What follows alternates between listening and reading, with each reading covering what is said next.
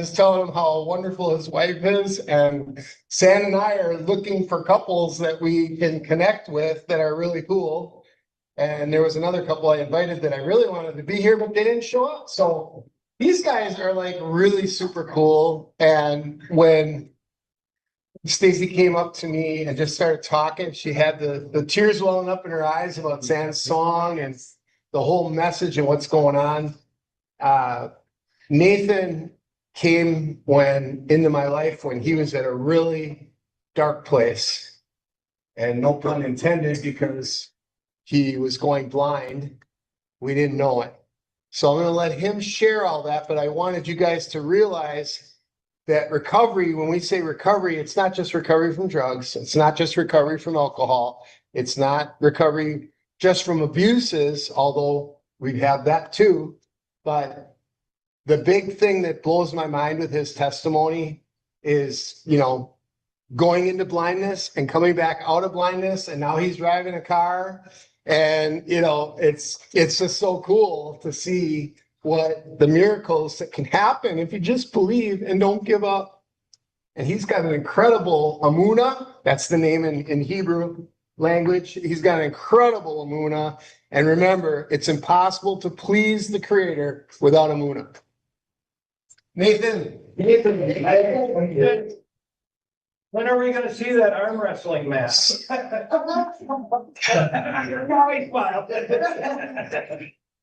I'll arm wrestle the cowboy. One of the things that is important to understand is we don't decide what family we're born into,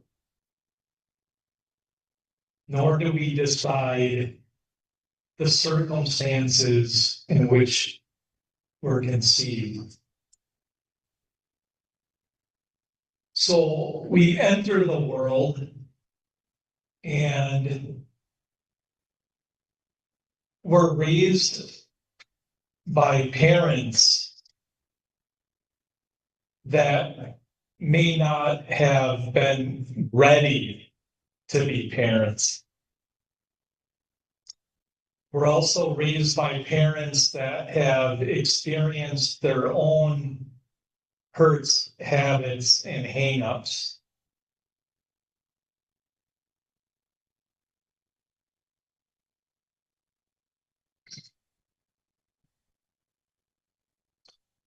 More than once, I have been referred to as a modern-day Job. And if you know the story in Scripture,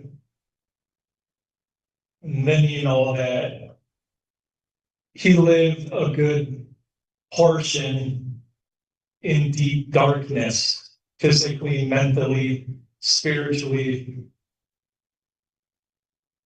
And he was left alone. His wife left, his children were no longer, his friends left, and he was in a place of misery. And some of our parents were in that place before they had us.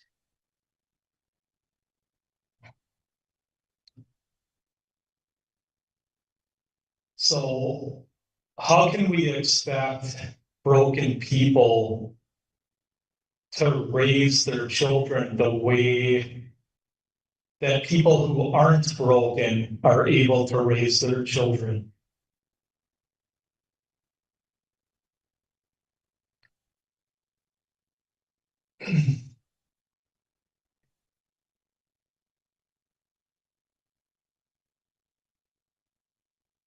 I know for my parents, they weren't ready. And it didn't take me long as a child to realize they weren't ready, but I was there. So more times than not, I became the parent at a very young age, just trying to keep everything together. I was more mature in many age at a very young age than my parents were in their age. I would try to keep peace within my household to the best of my ability. And I was punished for that in different ways. I don't want to get into a lot of detail. I mean, just to throw a couple things out there. When my dad screamed, he didn't just scream at you, he screamed to the point where his saliva was hitting your face.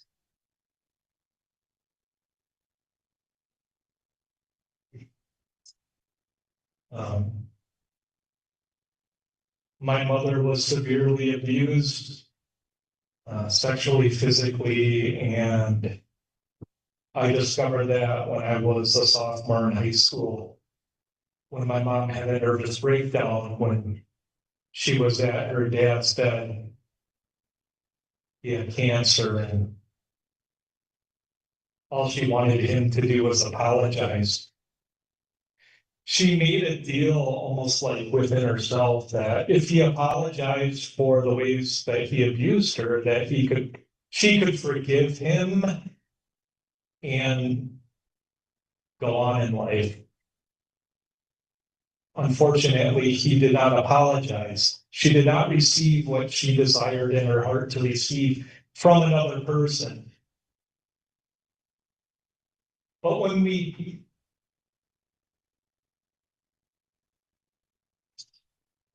expect something from somebody else, you give away your control. My mother could have forgiven and could have gone on. But in her heart, in her mind, she said, only if. Well, at his funeral on the way home, my mom had a nervous breakdown and never came back.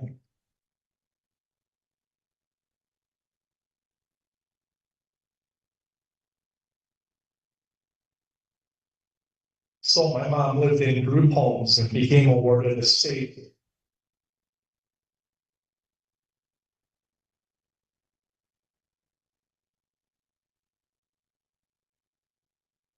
She never got out.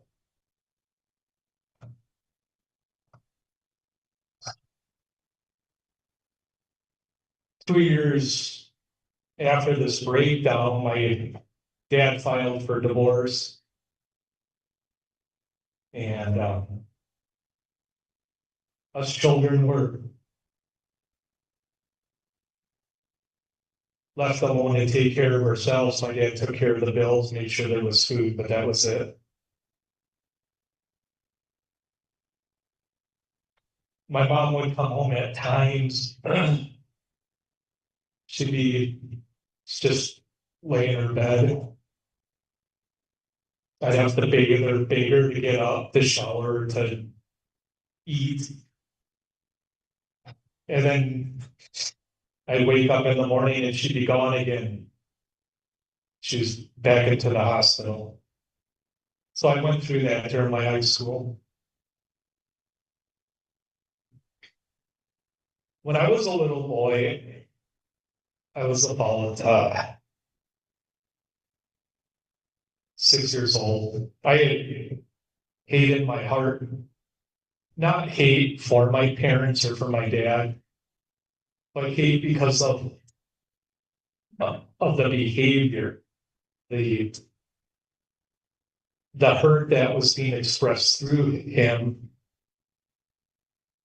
hurt me so bad as a young child that one time I ran away and I had my fist clenched and I received messages. This is one of the blessings that I have. We all have different gifts and different skills and receive different things. I believe the word isn't just written, the word is received. And you know the source of the word based on what it produces within you. So if it produces good fruit, then it comes from the source of love. And you can trust it because it proves itself consistent. And when you share with other people, they're also healed as a result. They can relate. and they also know the source. So when I was a little boy, I remember clenching my fists, looking up into the sky. And I had so much hate, I had so much frustration. And this is the message that I received: love and hate cannot coexist. You must choose one.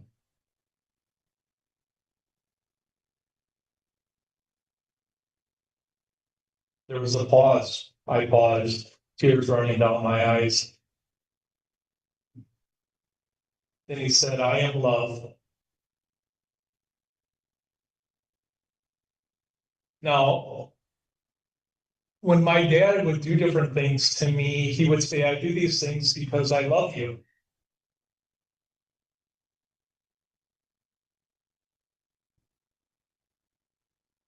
But I knew at a young age that that wasn't love. But when I received this message, I felt the calmness and a release.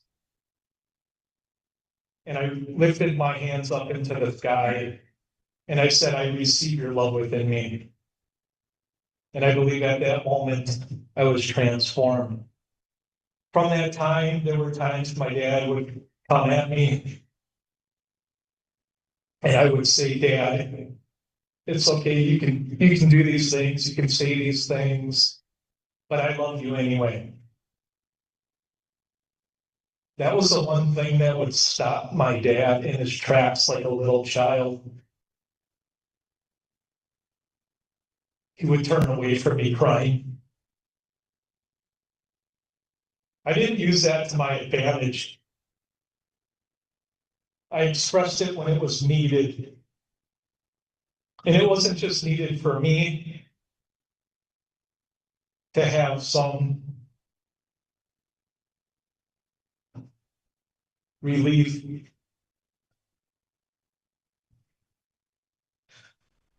But I said it to him because number one, I meant it. Number two, the love within me meant it, and he needed to hear it.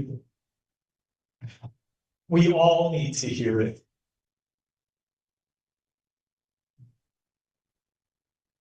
Words are meaningless without the consistency of the action to back it up. If somebody says, I love you, what does that mean? It means I trust you. That means I love your company. It means many things, and I think it can be endless, but I can guarantee you they're all good. They're all things that you would gravitate toward, and things that you would share with another person or a multitude, and you don't feel bad afterwards.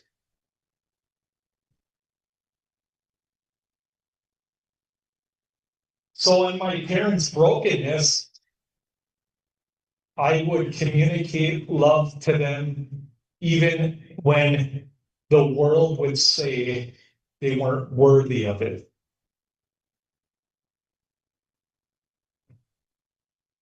Because it was missing out of their life and it's ultimately what they needed. My mom said,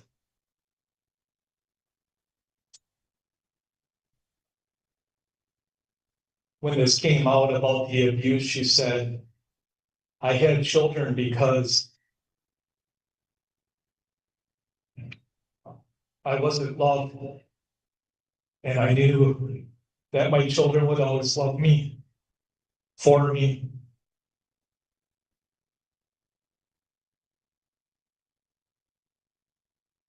So I did the best I could to communicate that love, even though I was hurt as a child, not having parents and having to be the parent. It was a burden. It was heavy. In fact, years later, when I went to counseling, I was put under hypnosis, and when I came through, the doctor told me that I never had a childhood. And he recommended that I partition a section of my home, buy kids' toys for myself, and play with toys. I said, well, I'm not gonna do that. I have children at that time, and I experienced play through playing with my kids. So that's not gonna happen. My wife will say, Clarify the toys, you know, like a 4x4. well, I have, my wife will say it. I mean, I like collecting things, so I like nice things, and I guess those are my toys. I like watches, I like jewelry, I like books, I like a lot of different things, and she puts up with it. Now, I also don't put her in debt, so it's not like racking off credit card debt or anything like that. It's under control. So anyway, I do remember a time I was about a senior in high school. My dad came over. He visited on occasion. And, you know, he started telling me some things that he went through when he was a kid, things that his dad did to him. It was like he was trying to justify certain stuff, you know? And I wasn't having it. I just said, Dad, you know, I'm sorry that those things happened to you. You know, they shouldn't have happened. I'm sorry that you were hurt that way. But you know, damn it, the things that you did to us, the things that you said, the things that you did, the way you neglected, I said, that's on you. You know, hurt people, but don't ever think that it's an excuse, because it's not. And if people live their life believing that it is an excuse, then you're going to continue to hurt people. You need to look deep at yourself in the mirror and come to the realization that we are all responsible for our own decisions. And if we make good decisions, people are blessed. And if we make poor decisions, then people can be hurt. So make sure that you monitor your thoughts and your behavior.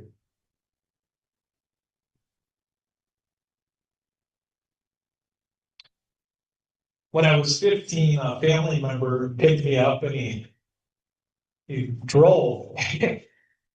And he drove off a ravine in the Kettle Moraine Forest. We flew 300 feet, nosedive, flipped 3 times in an Omni Horizon hatchback, and I didn't have a seatbelt on.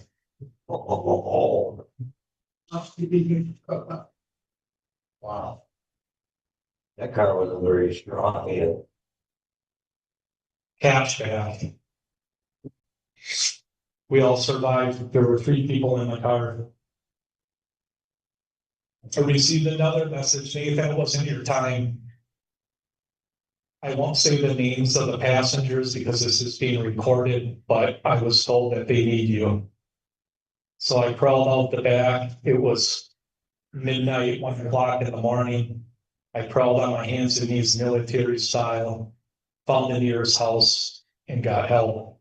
I was in shock so bad when I got into the house that they literally had to hold me down on the couch because I was falling off the couch, convulsing.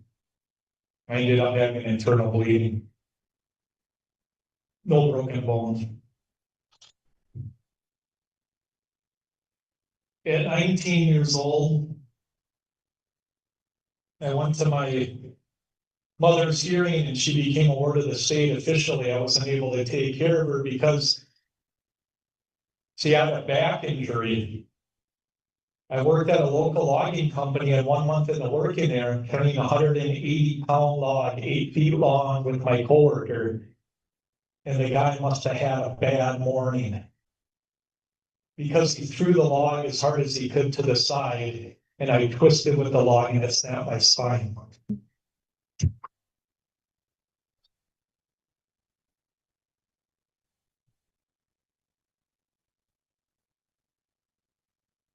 For 5 years from that point, I suffered from 75 back spasms that were so severe, they dropped me to my knees screaming. When I got married, I couldn't even stand for the ceremony. I had to kneel on the ground.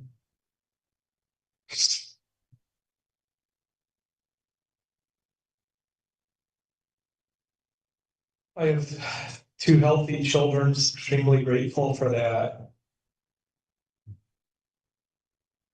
Went through 2 divorces. Then at age 31, I was visiting some family and got looked like some pit marks, some burl holes in the back of my leg. And within 3 months, I got the flu, then a chest cold for multiple months. And then I started losing my motor functions, my speech, my ability to walk. My memory was affected. I was wheelchair bound, and I used a computer to speak to my kids.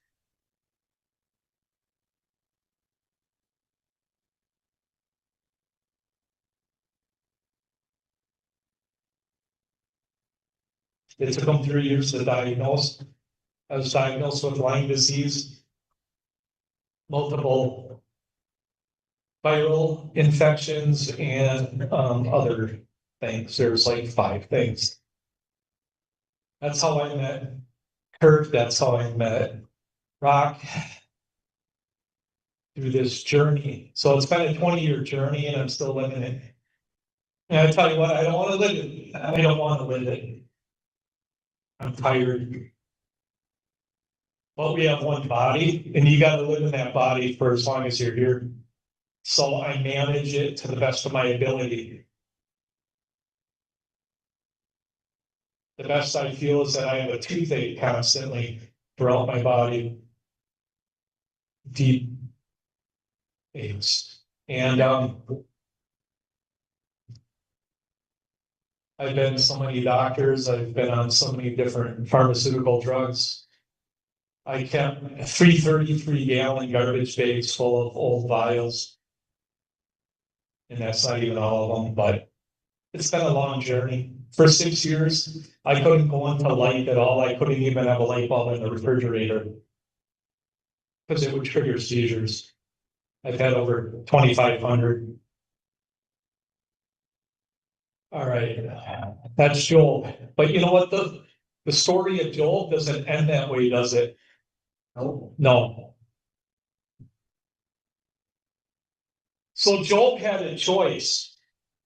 He could either live in his past, talk about all of the hurts, habits, and hang-ups, and live that memory out to his last breath. But I believe that he transitioned. He transformed. Something within him was changed. He shifted from being a victim to being victorious. And it's not only a choice, but it's a change. And those who make the decision to change their identity can live out the rest of their life, regardless of the circumstance, regardless of the past, can live out the rest of their life with holding their head high, holding their hand high, and praising. Not only because they're survivors,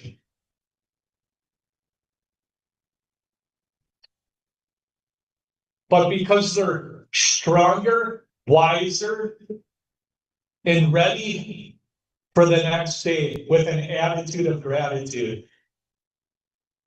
You know, I received this message. Now, I want to make clear these aren't audibles, but these are complete thoughts that come from nowhere. Now, when you're thinking about the topic, it comes in the timing that it comes. It's this: blessings are limitless and abundant for all. If you haven't thought about your blessings in a while, hearing that sounds very foreign. may be thinking, who the hell is this guy? He doesn't know what he's talking about if he only knew my life. Yeah, I was there. That's what I thought about. As I was walking, that's what I thought about. The next part of it was write them down and you will see it. Write them down. Them blessings. I've been living so long in pain, suffering, and dealing with the effects of other people's decisions and their impacts on my life that I'm in survival mode for so long. There's a big difference between being in survival mode and being in a mode of living life abundantly. Can you relate? So then I asked internally, I said, how will I identify what a blessing is? And what I received is you'll feel an uplift within you, like a jump. And you'll be consciously aware that you're smiling. Write down that experience without judgment.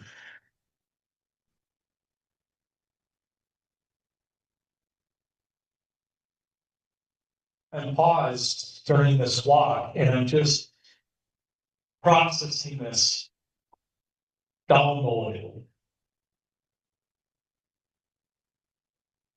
And I had a decision to make. I could just throw it along the wayside or I could test it. And what the scriptures say we're supposed to do, it says we're supposed to test the word. Don't just merely read it, but when you receive it, test it. What does it produce? So I kept my phone with me. I kept a little notebook with me.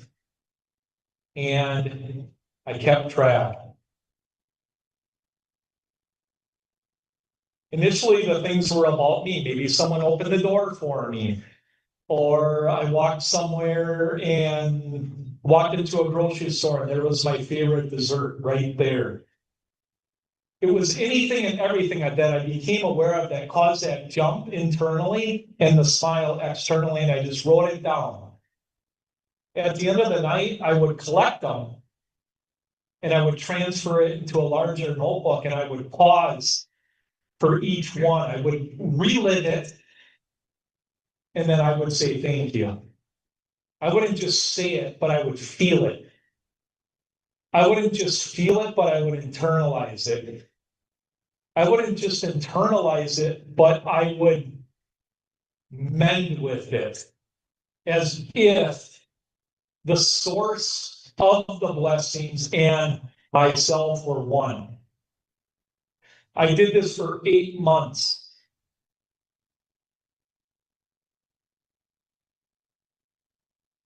I noticed something. I started focusing on other people. I remember, for example, a lady walking with her baby in a stroller on the sidewalk past our house. Whoa, there's that jump. There's that smile. Write it down. I see the neighbor got a new vehicle. And instead of being jealous, I was happy for him. And I felt it and I internalized it. Here's another message I received. The thought of one thing evokes the thought of all things related to that one thing. Now, it took me a while to break this down. You see, I was seizure-free for about 8 months at the time. I was working on a social media marketing company with a neighbor. And I was thinking about getting my driver's license again, and then I got the flu. And when I got the flu, then I started having seizures again. So I'm laying in bed, I received this message crying. And what it means is this. Our thoughts are real things. If you're feeling sad, it's because you're thinking sad thoughts. If you're feeling angry, it's because you're thinking about things that happened to you, maybe that you lost control of, things that were out of your control. See, they're thought patterns, but you're not aware of them. but they're there and they have real effects. The next part of the message is write them down. See, scripture says, ask and it will be given to you. So when you ask questions, you're evoking a new consciousness within yourself. Why am I feeling sad? When did this start? Start writing that down. And as you write it down, you get a clear picture in how these feelings have developed that seem to have a life of their own, where it's overtaken you. And as you write it down, especially if you do it like in a circle, you begin to see how it's built up over time. And you have to make a decision on how do you want to feel.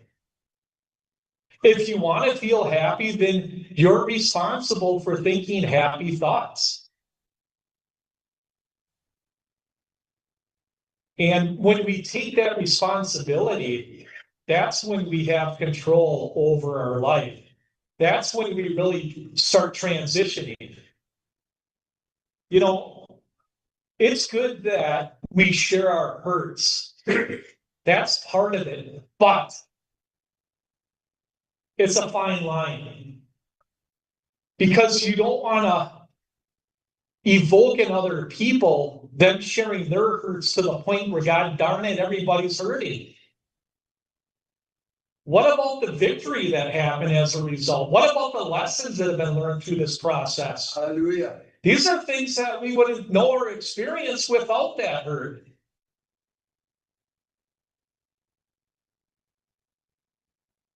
So there's victory. There's victory on the other side. I mean, isn't that what scripture taught us? That there's victory on the other side, that That's right. transformation doesn't happen overnight, but it happens through a process. Mhm.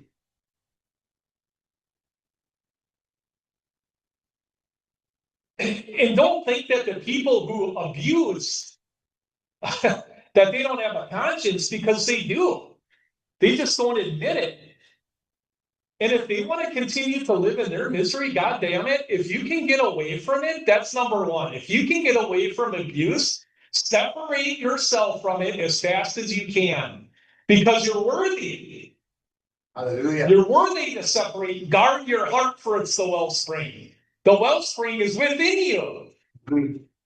And you have a responsibility, if you're able to separate from it. You know, love thy Lord thy God with all thy heart, soul, mind, and strength, and love thy neighbor as yourself. Here's a message I received. You cannot love another person any more than you love yourself. Come on. That's it, right there. But you can't love yourself until you understand and you grow in the love of the source that loves you. Yep. That loved you first, that knows the great plans he has for you. Mhm. Plans to prosper you and not to harm you. He didn't harm you. His plan is to prosper. Yep. And personally, I wouldn't even go back to the hurts other than to learn the lessons. Other than to learn the lessons and to remind yourself in challenging times that you are victorious. You are royalty. You carry the crown. Not everybody carries a crown. Seek out those who are crowned, because they have the good fruit to share with you. When you need to be replenished, you seek out people who have something good to give. And you gravitate toward it. And over a period of time, you won't settle for anything less, because you are worthy. You are worthy of love. The love that's in you is worthy to be shared.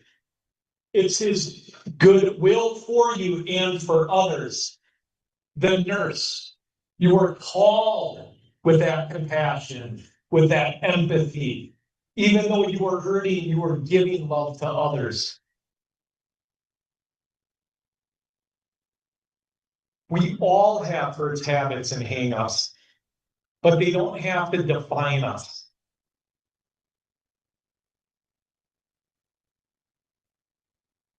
Live life with an attitude of gratitude. It can be small things. That sunset, everybody sees a sunset, but do you see it? Are you taking the time to be still to really experience it? That flower. Don't just stop to smell the flower, but look at the flower, look at the intricacy, look at the miracle of it. It can be anything and everything, and it's personal. We're not all drawn to the same things, but if the things that you're drawn to are good, you will know it because they're not hurting you. These things won't hurt you. You'll have no desire to hide from it. You'll draw toward it. It's not a fly to a flame that if he gets too close, he's scorched. No, there's no hurt. There's only renewal. There's only love, compassion, anything and everything that you think can be good and can get better. It can always get better. Even when something is good, it can get better. There's no limit other than the limits we put on it. How beautiful is that sunset? You know, and I want to share something else because I have a wife over here. Let me tell you something. She came into my life when literally every single window in the house was covered with UV blocking material because any light source would trigger seizures. She was working on a fundraiser for Lyme disease. It was a community outreach and a fundraiser for my family. She said, Nathan, are you available? I'd like to bring over some leftover Thanksgiving meal. We've been together ever since. She said, Nathan, I'm not looking for lust, I'm looking for love. I have so much love in me. I said, of course. And I'll prove it to you. And this is, a good marriage. I'll tell you what, one of the things a good marriage is, it's proof. It's proof that the love can be trusted. Because what's not to trust about real love? And it doesn't have to be sacrifice because even the definition of sacrifice a lot of times is looked down upon. It's being there for one another as a team and not having to keep score. She said to me, if we can't walk under the sunlight together, I will walk under the moonlight together for the rest of our lives. And she meant it.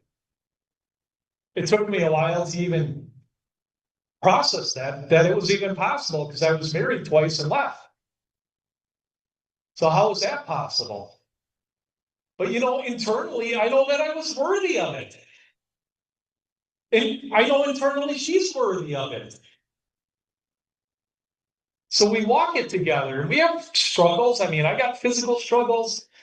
There's things that come up. You know what? This life isn't going to be perfect.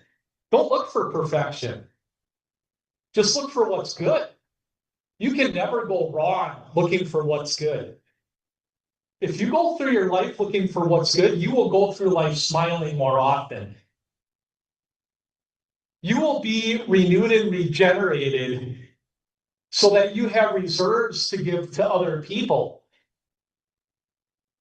Love that surpasses understanding, the love that surpasses the understanding that loved us first.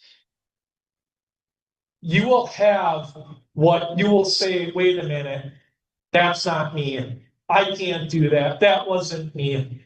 No, greater is he who is in you than you are in the world. And who is he? Here's a message I received. When you breathe with your mouth closed. Open your mouth wide and breathe in deeply and out deeply, and you will hear my name. And your mouth will be a megaphone for my name. Our breath is his name. His living essence is within us. And he's expressing his love through us. So we just have to come in alignment with that desire and with that purpose.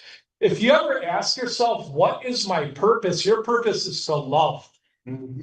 That it's that simple. It's to love.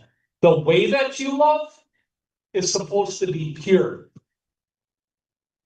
Love is to be trusted. Love is to be proven. And it takes time.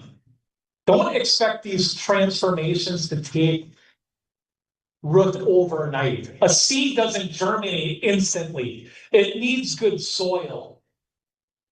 The good soil accumulates over time. You have the natural ingredients that break down and enrich the soil. You must enrich yourself first.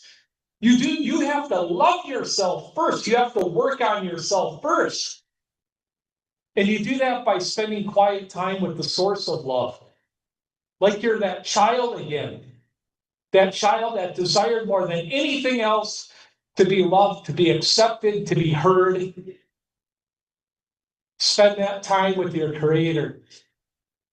And as you spend that time, you'll realize that never did He leave or forsake you, never. And He won't. It's an impossibility because He indwelleth you. His very essence is your essence. And over a period of time, you can look in the mirror and you can say, I'm beautiful. I'm unique, I'm beautiful in my own way. I don't have to compare myself to other people.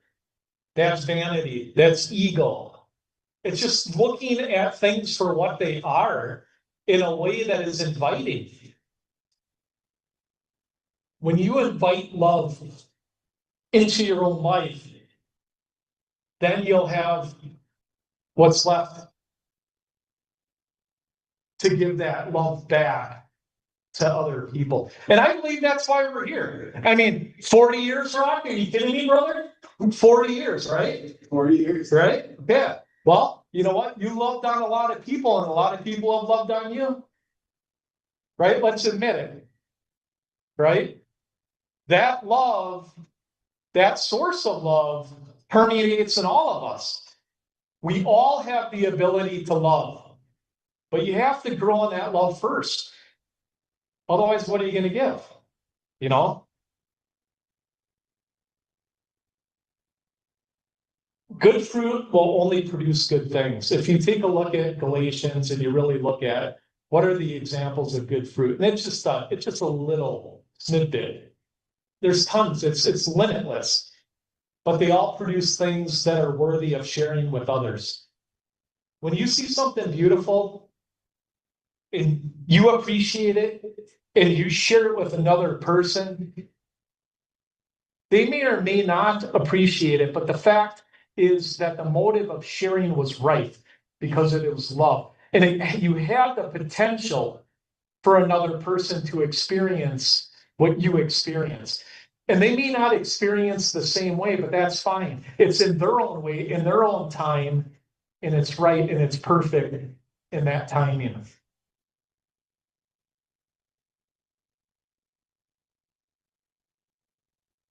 The time is now. If you have spent your life looking in the mirror and seeing a victim, the time is now to transform. Yes. The time is now. Or you can carry it the rest of your life because it is a choice. I look at the lessons learned from other people. My mom lost her freedom. She lost her children because she identified herself as a victim. In many ways, she missed the limitless blessings that were available for her. She experienced some at times, but not in the fullness that she could have. So no matter what we go through, no matter what pain we have, no matter what suffering we've experienced, please understand, and I'm saying this from my heart, but please understand that you have a responsibility. And you do have a choice. So please choose wisely. All right. Nice.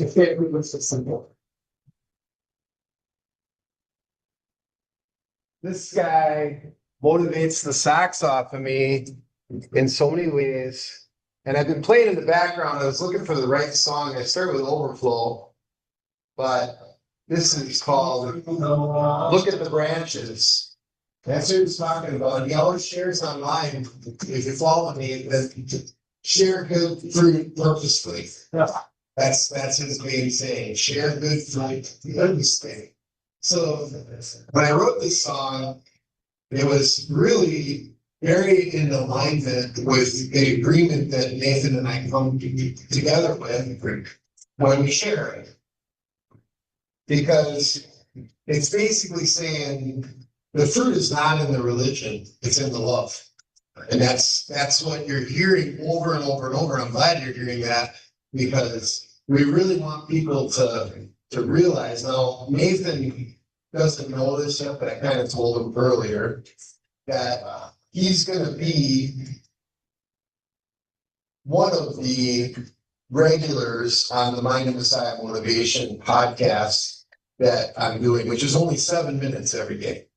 7 minutes in the morning, power punch, just get people fired up, and it's called Mom. So, one of the songs that we got, you can hear in the background, it goes, Mom, Mom, Mom, Mom. It's got kind of like that 1950s thing, but it's Mind of Messiah Motivation. And we own the domain, if you want to write this down, but it'll be on the recording, so that's good. Mom.Mom. Because there is a .mom now instead of a .com. So it's just Mom.Mom. Mind of Messiah Motivation. So 2 M's and then .mom. So 7 minutes in the morning, we want to be there for anybody that wants a little pump up, because how many people can use a pump up in the morning, right? And it's going to be, it's going to be a great program. Now, we've done Mind of Messiah Motivation before, but it was the long versions. Sam and I have decided, because we know people's attention span, and that's why this whole day for 12 hours, we know it's a rough day for people to do the whole day. And I appreciate, Bill was the first one here, besides the ones that stayed overnight. And, he said, I'm here to the end. Now some of you I realize can't be, but there's some people that didn't even show up. So the fact that this is being recorded, the fact that this is being broadcast, live streamed, all these different things becomes very relative to our future. Because what we're doing as people that are called, chosen, when they're called, few are chosen, right? To walk in this purpose of speaking.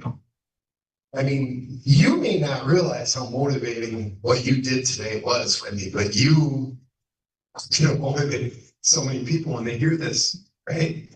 I know my granddaughter already has, because people are like, Stacy's back there going, when she was talking to me, she's like, your granddaughter's like amazing. And I'm like, I know, it just blows my mind, I think she's chosen, and people are like, kind of like Moses, right? No, don't pick me, don't pick me. I don't want to be, going up and talking to Pharaoh, And I think a lot of us that, are in that position, it's like, well, we don't want to walk in that, but it was so cool with all the scriptural references that you used. And I think those things that we can hang our hat on, are really important as we go through this life, because this life is hard. But when you start speaking the word, I'm telling you, for me, I've watched it. Things will start shifting, things will start moving. And, I've been proclaiming over this whole thing, we're going to part the Red Seas. We're going to have the mountains move. We're going to see great things. And I put the format and the speakers and everything. I said, okay, whoever shows up, shows up. And there's some that didn't even have the courtesy to text me or call me. But you know what? As Bill was one of my wise counsels in life, he told me in the beginning, he said, don't worry about who's not here. Whoever's supposed to be here is here. and they're important. I want you all to know you're really important, and it means everything to me that you came. Okay, everything, because when you get older, you start wondering, okay, well, who are the 6 that are going to carry my casket? Mike says, don't ask me. I'm not doing it. I can barely put my underwear on.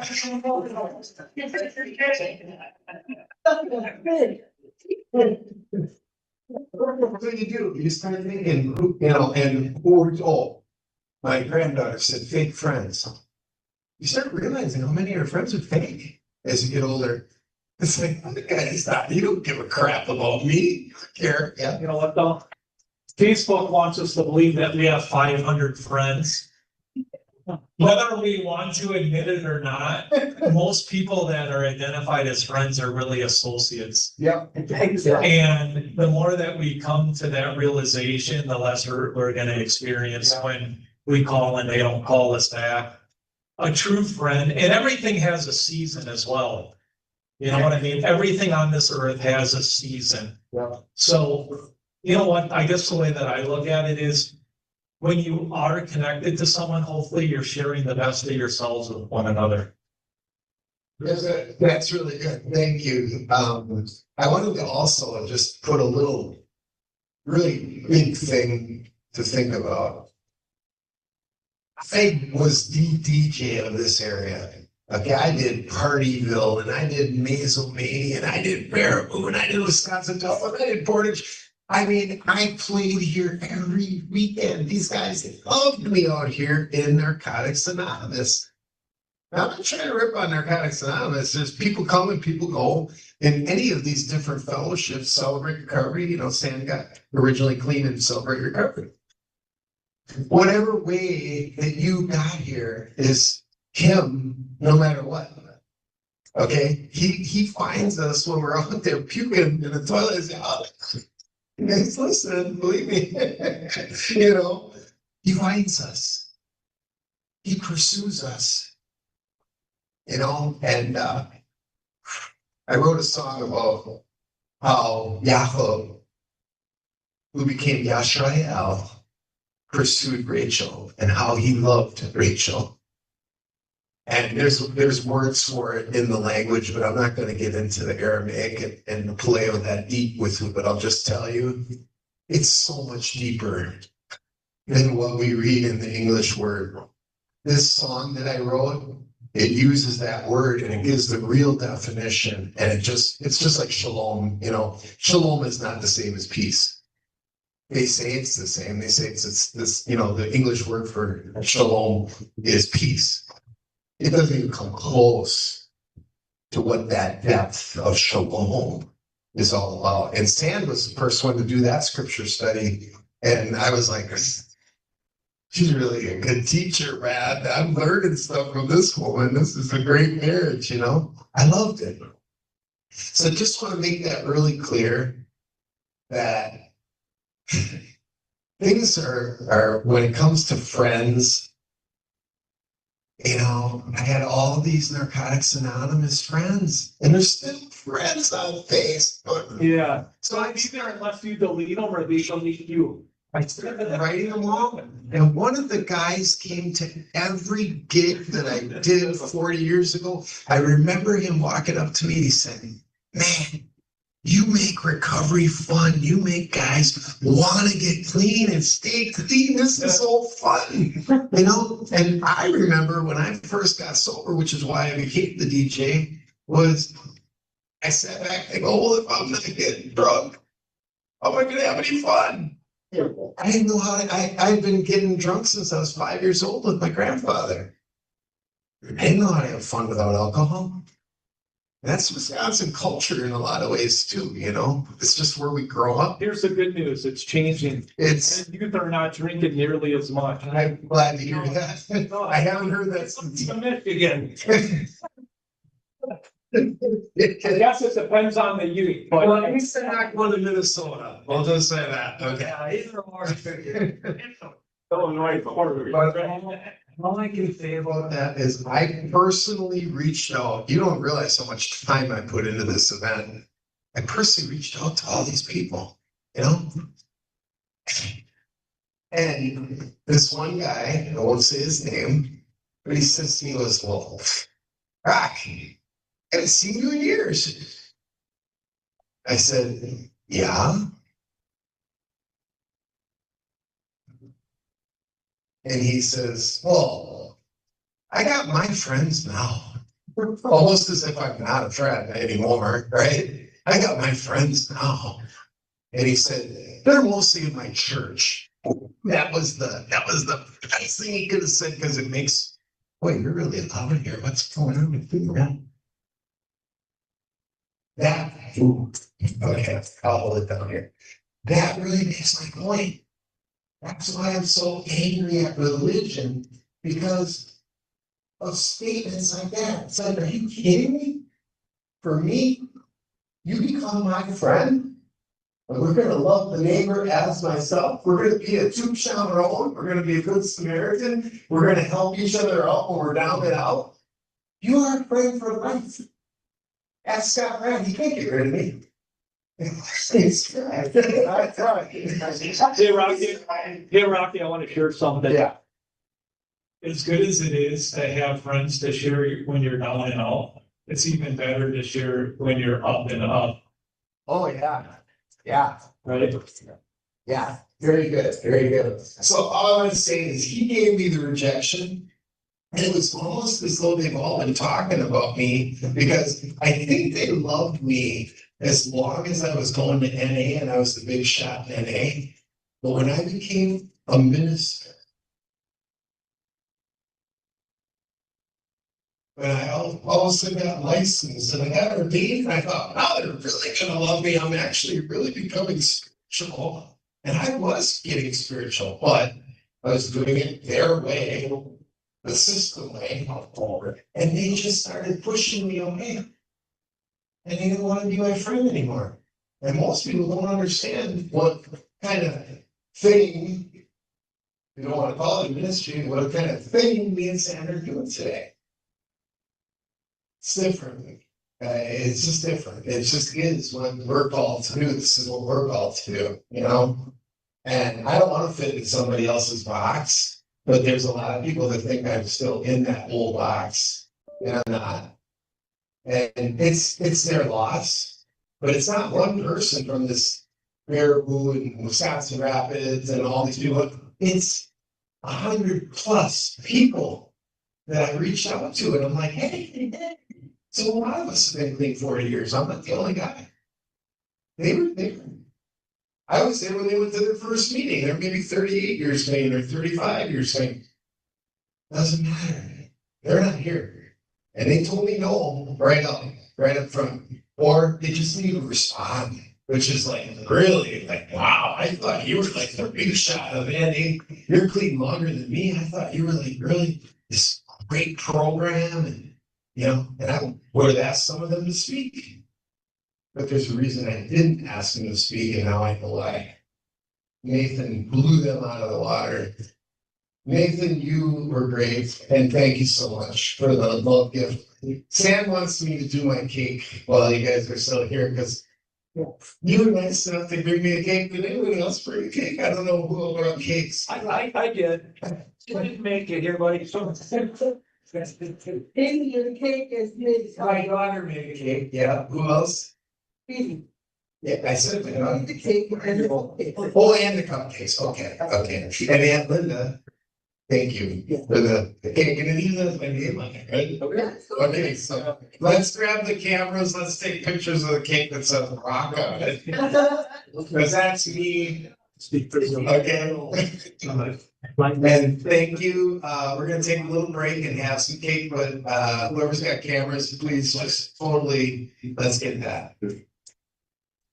Okay. Oh, and more music from Roxanne. All right. Hope I look like this young man that's other people. Yeah, come on, into the medical professional. She's got a cramp. That's what my mom used to say, your fingers hanging there like by a choice. You need to- It doesn't take a lot of time. It does. It's like a cell and stages later, you know, Sarah, can I get up? I don't know more about. I guess.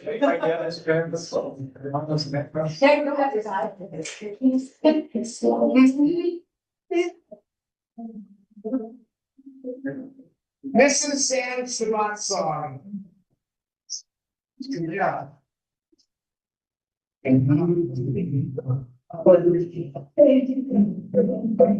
If I can, what's the, oh, secret.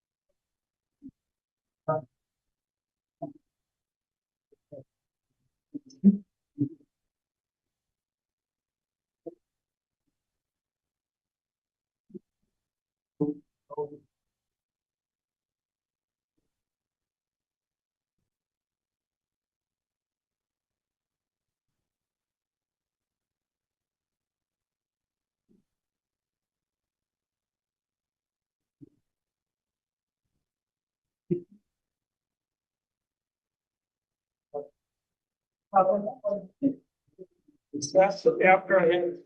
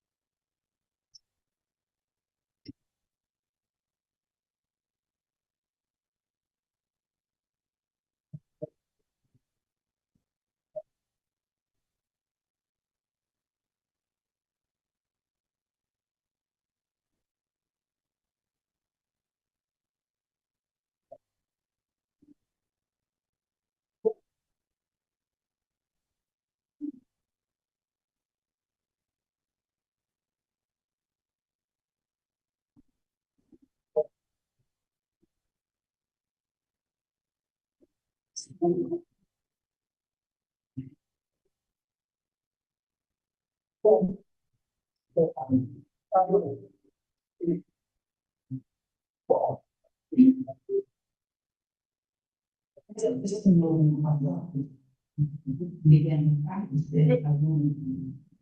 Probably my goodness. I've done so much to hear.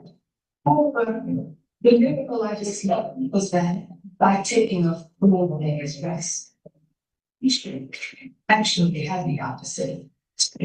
And have the parents to handle the stress of the school throughout the week. I can't use it understand. The seventh day.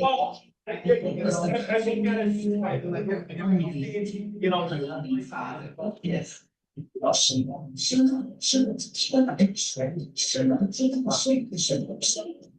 Well, then.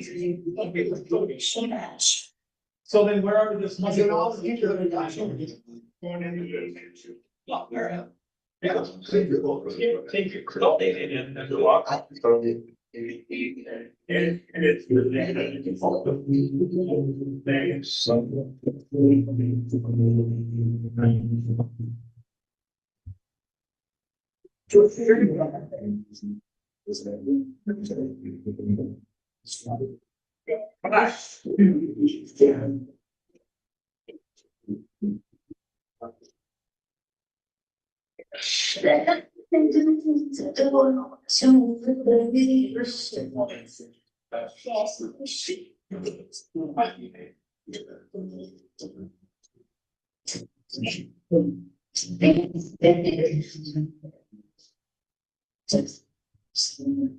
Yeah, I heard you. I'm gonna do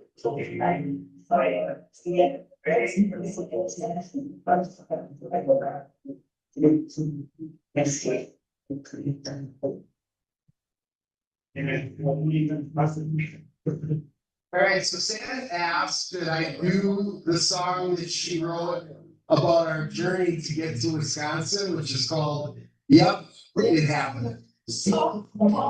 Yeah, and I don't think this is published yet.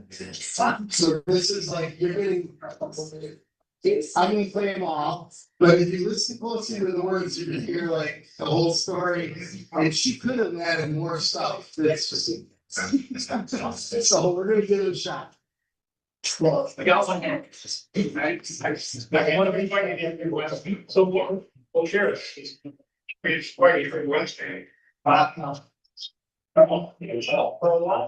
695. Oh, yeah.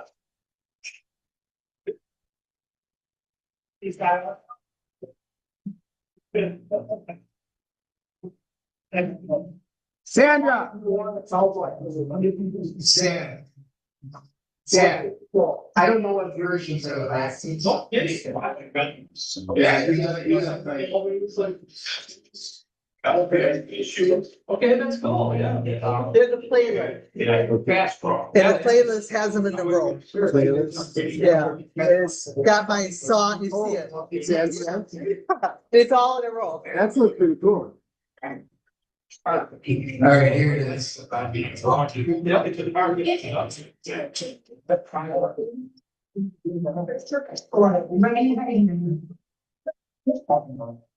Ready, on speakers, hold rock steady, decisions I prepared decisions, 2 weeks to go, we need to pass, and this will take back, so I was letting the trucks running, put up these skins, come to the fight, yeah, hawks, we can act, renew it, the work on trail, still left to do, and home they run. Over how much you know I did, instead of verbally, you need to get changed. Tell us. We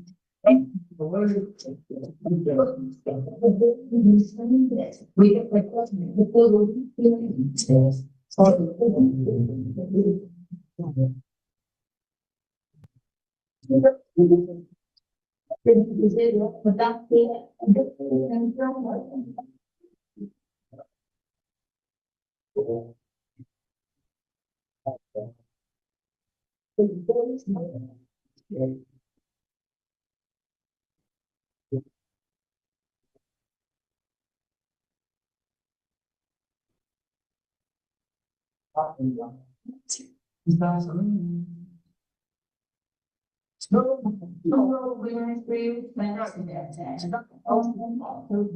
and that's all right. We'll talk through, we'll take it and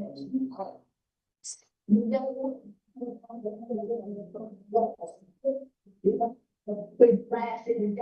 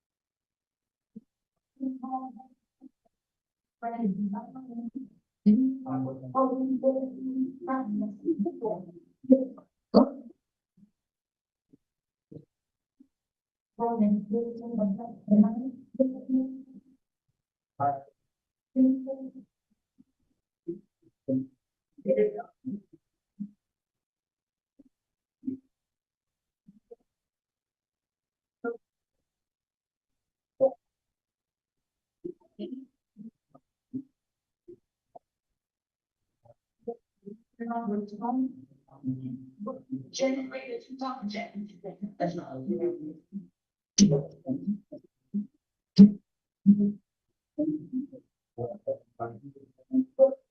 And you, what you say, it was over. The rains was an overflow, so the home and down the mountain, again, it's such a good not the face. Billy.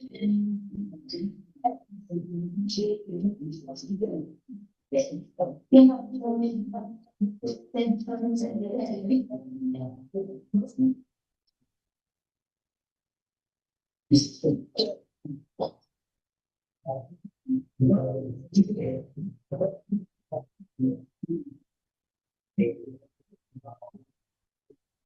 friends, your legs starts good.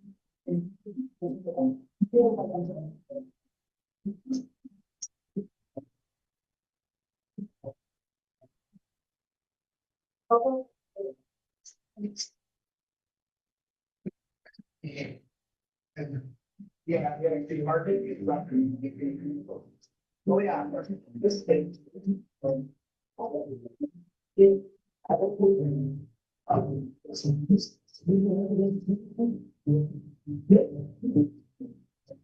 Still, you think about it, maybe I'll start. Right here.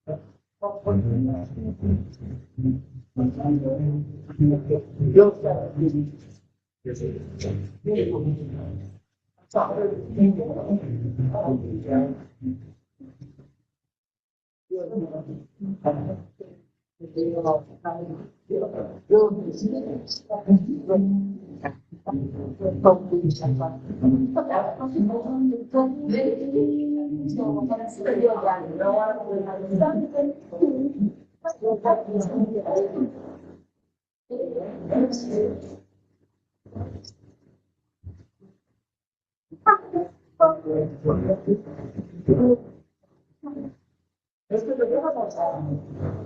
Just came out, right? Came out of my mouth. We all have birds, habits, and hang-ups, Yeah. but we don't have to hang on. Oh. It's good. I told you. All right, some people are coming, but Lil has to go soon, and he's gonna speak and give a send-off message. But how long do you wanna go? Cause I know you're tired. I'm gonna go until I'm done, but it's not long. Okay, it's worth your stay, because this is entirely different than anything you've heard here this afternoon.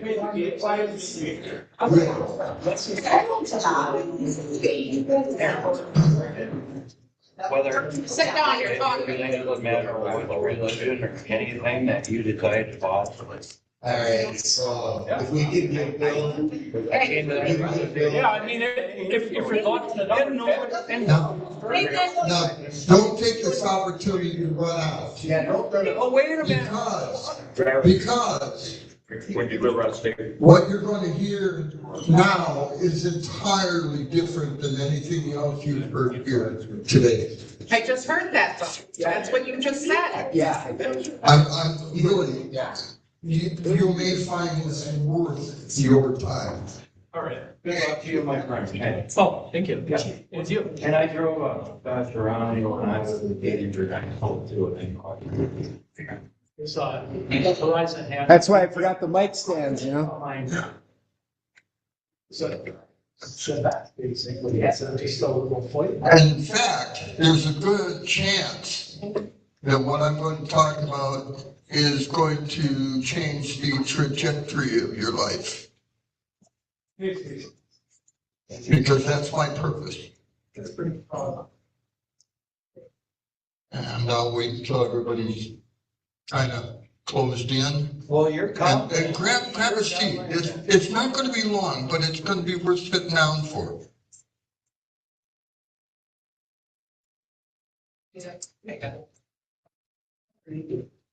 Now all I got to do is decide what I'm going to say. Are you gonna be back there? Are you gonna be over here? Where do you want me? I Right want where you were I ahead. want to be here. Yeah, Okay, I had a great side view for you. Yeah. This is good. Here's you in the camera right there. I can't find. I'll wait till we got, Shan's attention, because she's never heard this before. Let me just give a better intro than what I did. All right, so just so everybody knows, Bill is probably one of the most successful friends that I have. And I'm saying that in reality. His band business is the best band business in the entire state of Wisconsin, bar none, one of the best in the entire United States. His photography business is the same quality. It's top notch. Okay, with the headshots, Milwaukee headshots. Bill Sargent Bands is got what's the maximum? 21 piece?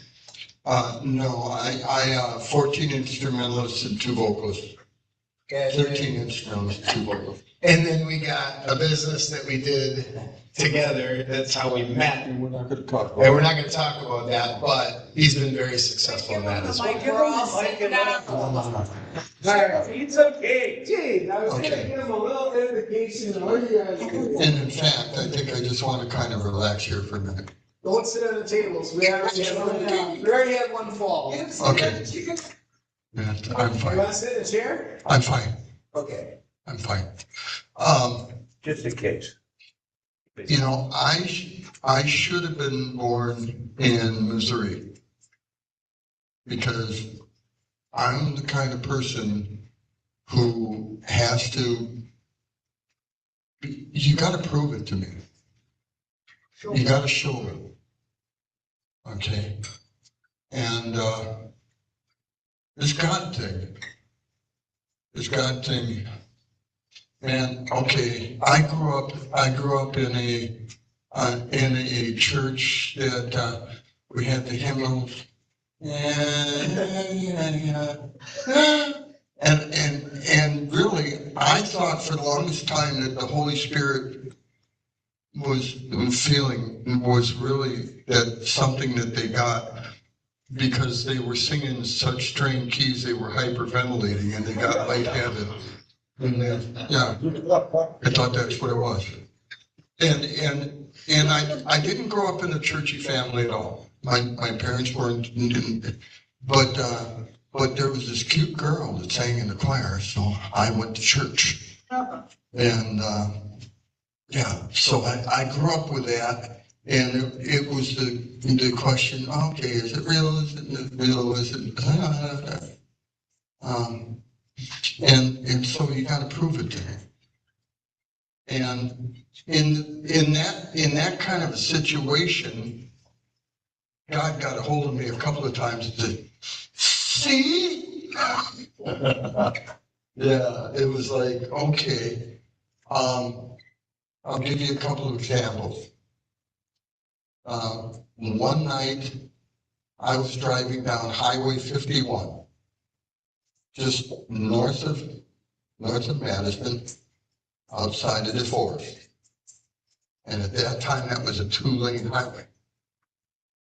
And it was later at night, and I was driving a Cadillac Fleetwood Brougham with a Corvette engine in it.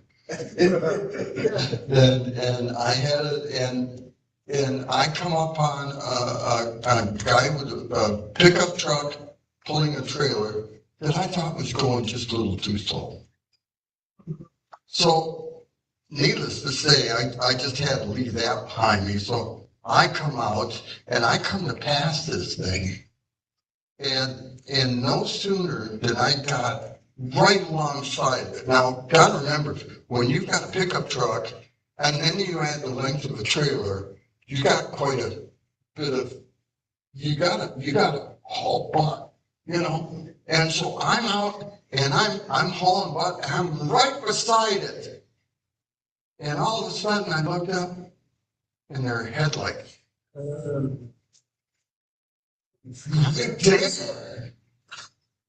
And it was like, there's no time to pass it, no chance. There's no way to brake and go behind it because I don't have enough time. And there's no way to go this way. And it's right there. And we're at a really high closing rate of speed. And I did the only thing I knew to do. Yeah, Jesus. And I swear, I did not close my eye. I was not going to miss what happened next.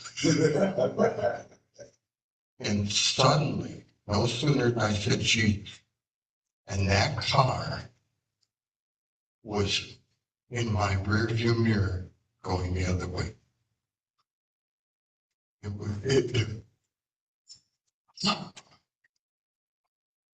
Now, I know it couldn't have gone between us. And I know that it didn't go this way. It just all of a sudden was there. And I could only think of what was going through the brain of either of the other people. Because the only thing that could have happened, only thing, was God just lifted up that car, put it behind me. Wow. It's the only thing. The only thing. I said, okay. One night, I'm in that same Cadillac Fleetwood Brougham, and I'm going down the interstate just across the state line, going into Illinois. And as you cross into the state line in Illinois, and the 3-lane highway, it curves off that way. Now, I'm in the middle of a snowstorm, and I was probably going a little too fast. And I was in that same Fleetwood Brougham, and I come around that corner, And all of a sudden, the car did this. And I found myself going sideways down the road. And I looked at out my rear view mirror. And there was that steel electrical pole. And me, one-on-one, closing really fast. Now, I had no control of the car whatsoever.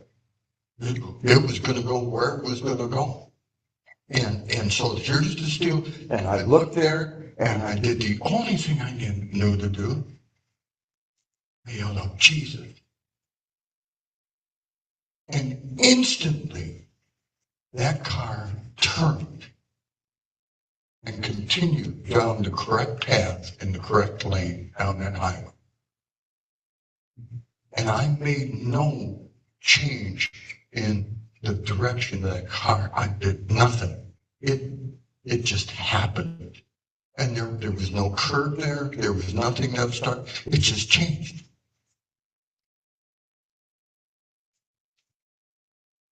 One night, I was going down that same 3-lane road. Just where it's Elm Street exit or something, the last exit coming out of Milwaukee going south. And they had just reconstructed that highway some time ago. And so what it was you kind of came up an incline and it kind of curved around this way. Now, I had gotten behind a semi. It was going a little too slow. But I didn't care. I didn't care. And that was weird.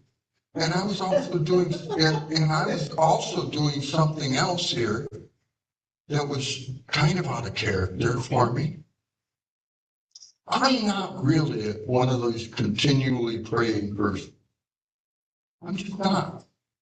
I pray when I've got a need. I pray when I've got a petition, but these people just pray all day long and stuff like that. I don't connect with it, okay? It's just not me. But for some reason, I found myself praying that night. And I was praying. I don't even remember what praying about. And I'm going a little slow, and I didn't care in that middle lane. And all of a sudden, there are headlights in the left lane. It came up instantly around that corner and up over that hill. And if I had been where I would normally be, I wouldn't be having this testimony here today. Because it was coming the other direction in the wrong lane, in the wrong side of the highway, and I would have been in its path. I could go on with several stories like this for quite a while. But you see, for me, God's a real thing. It's not a, oh, I hope he's there. It's not that way at all. It's a reality. I can prove it now. I've got proof because none of the things I just mentioned could have happened any other way. Just not possible.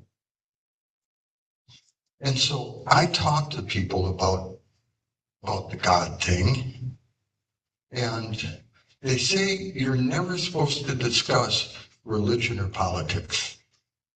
And those are the first two things I always want to talk about.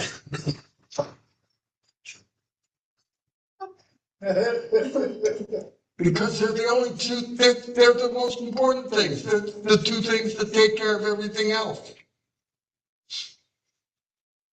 And And so I'm good with having conversations with people. I tell people, listen, if we do not talk about these things, we don't change things. We let people walk around being ignorant. And Charlie Kirk was my hero because in fact, I was fortunate enough to have a private coffee with Charlie. And he was the guy who would go ahead, ask me the question, let's talk, let's have a conversation. And one of the challenges we have today is nobody wants to have that conversation because they're afraid somebody's going to get offended. Right. Well, if we don't have the conversation, we can never discern who is on the right side of the fence and who's walking into the truck that's coming in that direction. No? We've got to have the conversation. And so I encourage people,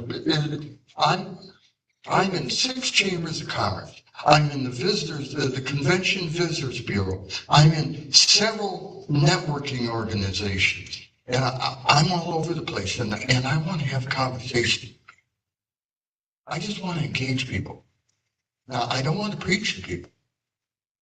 I don't want to do that. I don't want to go into the religion. I don't want to do that. That's not. And I'm not real good. Some people are really good at quoting, oh, this and this and that. Man, I got 2 or 3 or 4 I can remember, and the rest I just got to look up. No, just the way it is. But I want to talk to them and say, this is real. This is not a belief. It's a reality. It's not here's what I'm kind of on the side. I like these people over here, so I'm going to be over here. No, why are we over here? Because this works and that doesn't. And anytime we do something that is in opposition to this, it doesn't work. And that goes right into politics. I mean, because economics, tithing, charity, things like that, doing for others, free enterprise.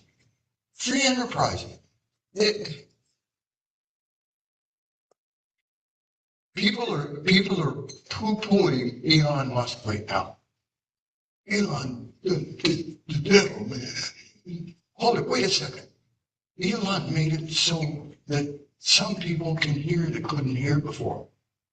And he's making it so that actually fully blind people can see. And he's making it so that we can do this, and we can do this, and we can do this. And how did he get so wealthy? Because people are voting for him with their product. Whenever we take $1 out of our pocket, it's a vote to somebody. And if that product is no good, we don't spend it there anymore, and they go out of business.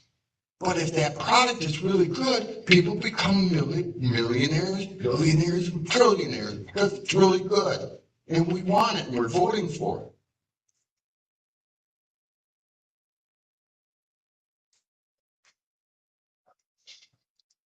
One day,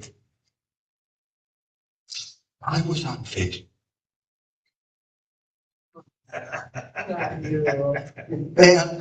And they were discussing poverty in the city of Milwaukee. Poverty. And right here? Right here? Okay. Hi, Mom. They were discussing poverty in the city of Milwaukee. And they had the mantra going on at that time, the 99 percenters. If you 99 percenters give us what you've got, we'll all be good. I thought, oh, that's how ridiculously stupid. And so I threw this out. Now, I knew what I was doing. And I pushed the button, and so I said, and this microphone has just gone dead or something. All right. Yeah. Okay. Grab the other. And it should be Testing on. 1, 2. No. Testing Oh. 1, 2. The speaker went off. Speaker went off. Okay. I'll wait till it comes back, because this is, well, thank you for coming. If you have to kick it, it's not a good product. Testing 1, 2. Oh, there we go. Okay.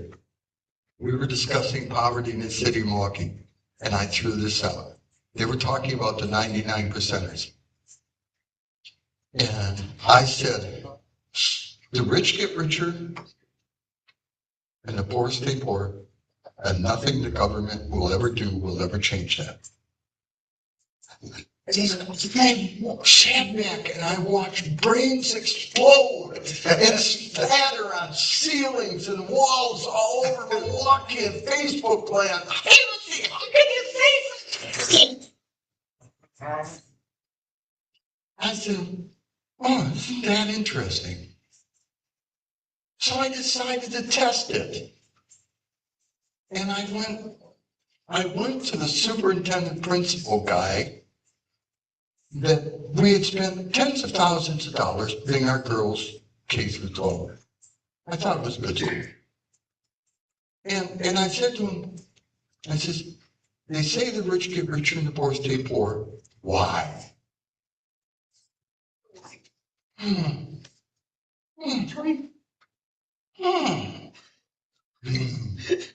And he hemmed and he hawed like that for a couple of minutes.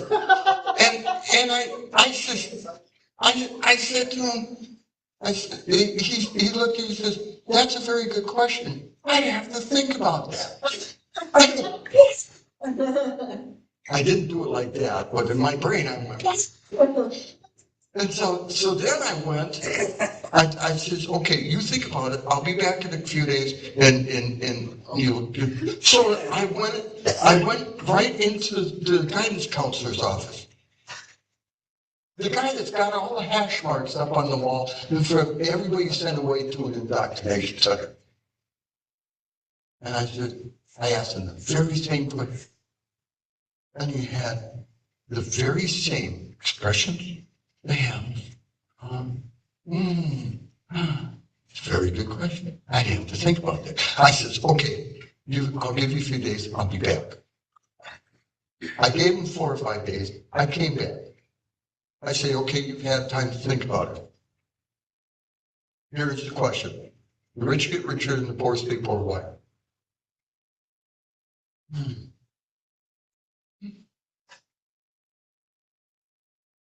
I don't know.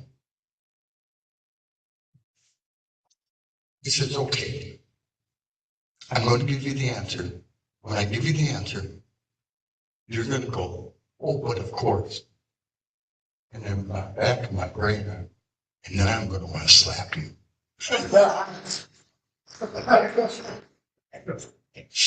And I says, okay. The rich get richer because they learn and continually apply success principles in their daily lives. The poor do the exact same thing with failure principles. Now, the good news is those success principles are available for free to anyone. And that's why the government will never change it. Because the government's only answer to a problem is we're going to throw some money at it, we'll develop a department, and we'll hire some more people, grow the government a little bit, we'll maintain it, but we're not going to fix it. If you don't believe me, look at the war on poverty 60-some years later. Or the war on drugs. Okay. So I says, okay, now that you know the answer to the question, in these 4 walls, within these 4 walls, you're teaching philosophy, literature, and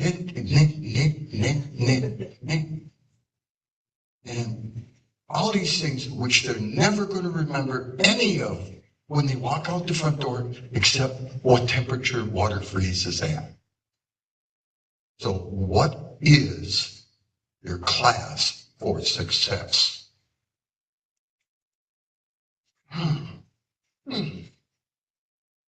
Now, I walked out of there that morning with a resolve. It says, that's wrong. Now, I already knew that there weren't any courses on success out there, so to speak. There are a couple. I said, okay, this got to change. I'm going to change. Let me see. A class for success. Okay, they're only going to give me one school year. So 1 school year, 2 semesters, 4 quarters, 4 books. If I were going to choose 4 books to lay on somebody's hands that would change the course of their life, which 4 books? Bam, bam, bam, bam. Cool. And from that point on out, for the next 11 years, I successfully procrastinated and thought about it. Okay, well, if they finish this class, and where could they take that a step further? And then where would they go for extra credit? And what about this over here? And oh yeah, that over here, we got to do that there. And so and I walked around having coffees with people and having conversations, and I would tell them my story. I can change this nation. Oh yeah, I can.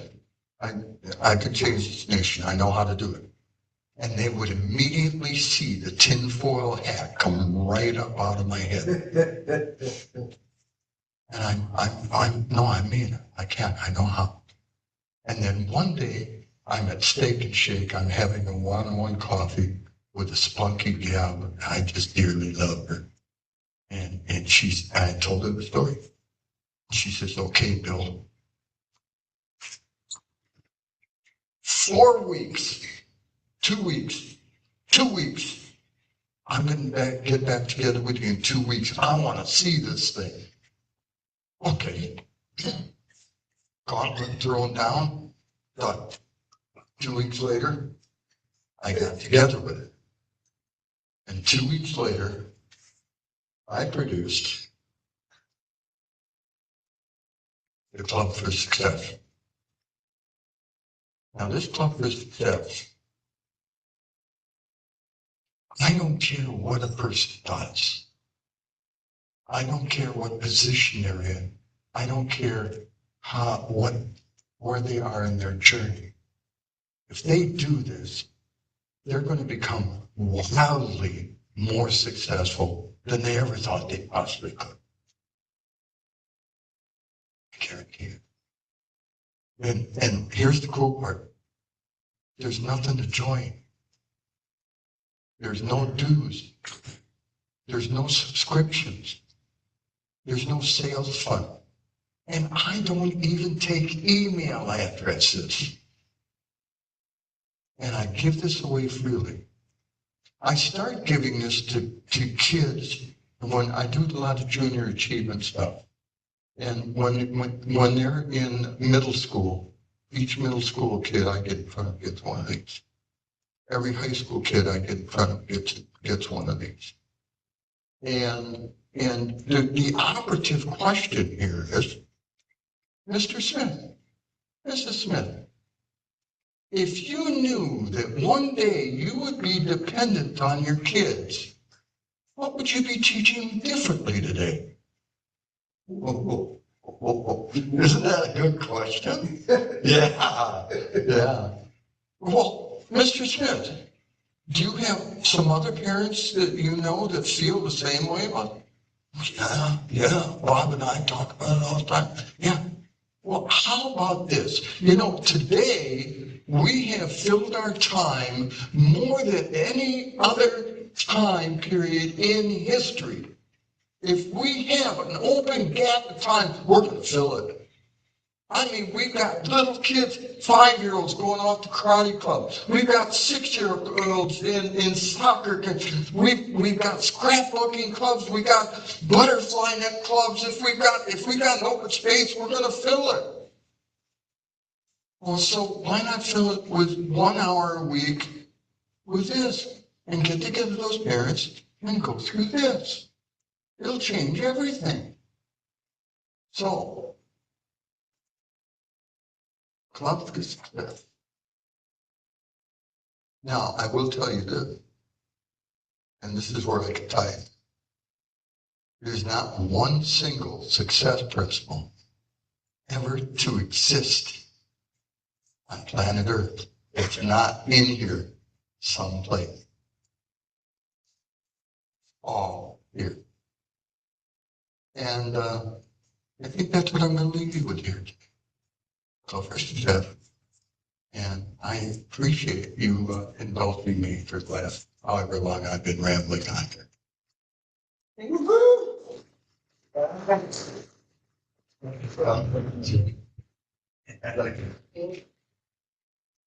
All right, so I'm gonna do what I did not expect to do, but that's because I only got 3 hours of sleep and my eyeballs cannot see. I have contact lenses in and I got such a dry eye right now. I can't see a thing. I'm like pieces of plastic on my eyes. So what I'm thinking is the people that I know are my fam here that want to go, right? And I mean, unless you want to stay to hear me speak, then I will. And I'll just pop my contact lenses out and I won't be able to see you guys, but I know what to say anyway. So let's take a vote. But yeah, what I was gonna do was this, I was gonna take a break, right? And come back and I'll just do the final speech for the day or the final talk for the day or whatever. But that'll give you guys, if we start at 7:30, that'll give you guys 2 hours of a break. And then what I'll do is take my contact lenses out and I'm gonna take a nap. I love naps. I am the nap master. She doesn't like naps, but. Just let me go out to the truck, I gotta come out of school, we'll get them out. So. Scott won't help me, I guarantee you. For any of you that would like to stick around and come back at 7:30, raise your hands. I'll come back. And if you'd rather have me keep going, I'll pop my lenses out and I'll just pound this thing out. Take a break, buddy. Take a break. Should I? You've had a long week. You can put it on. It's been quite the week. Yep, that happened. It sure did. We do appreciate all the energy you put in here. Otherwise, yeah. And definitely appreciate my wife because she works her butt off. Take a recharge.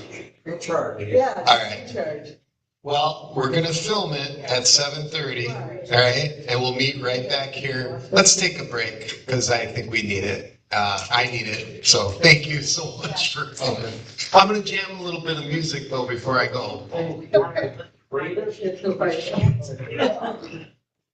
Form of distribution of. I'm sure she's. Very books and bring those books on them.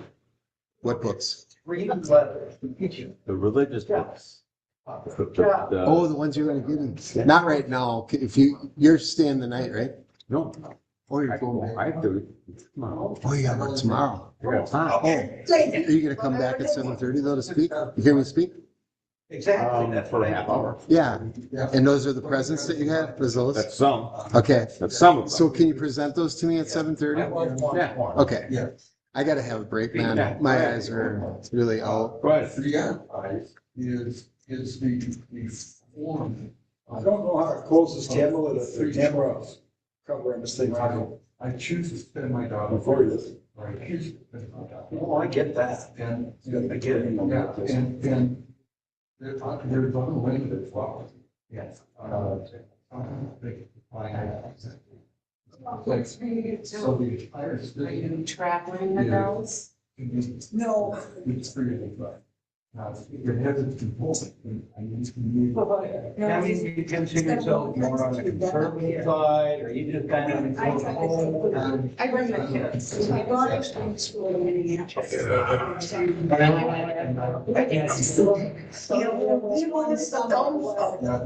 This yacht is sorrowing, killing me.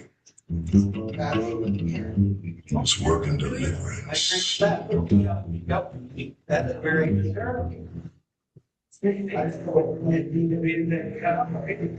tend to get a little upset because it's to be down the mile over there. A small thing, everybody. But the prison can't take its home. Feel like muddy river rain. It is taking